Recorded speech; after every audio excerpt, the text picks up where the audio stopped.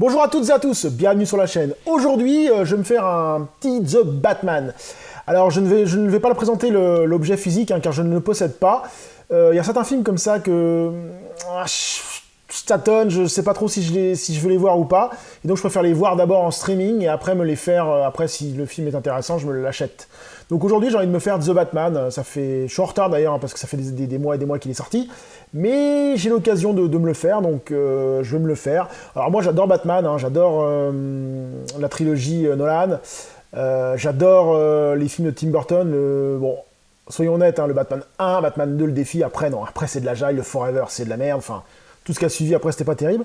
Donc là, je n'attends rien de ce film, faut être honnête. Pattinson, je sens pas du tout comme acteur.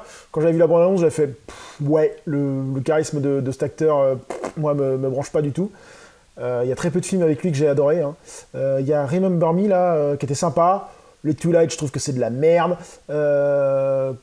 Cosmopolitan, je crois, ou Cosmopolitan, je sais plus le nom, c'était à chier pareil ce film. Enfin, il a pas fait de film extraordinaire.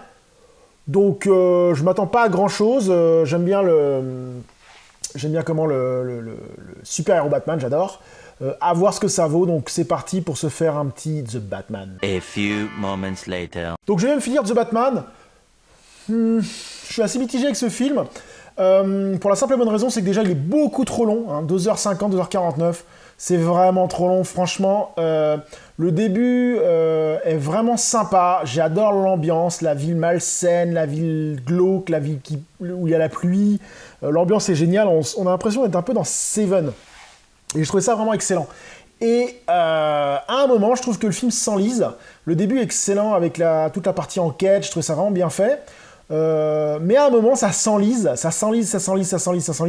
Et à un moment, moi j'ai regardé ma montre, il était 1h, ça faisait 1h40 le film, j'ai regardé ma montre, je dis mais putain, on va où? Qu'est-ce que c'est que ce truc, quoi? J'étais en train de me dire, mais qu'est-ce qui se passe, quoi? Après, je ne reproche...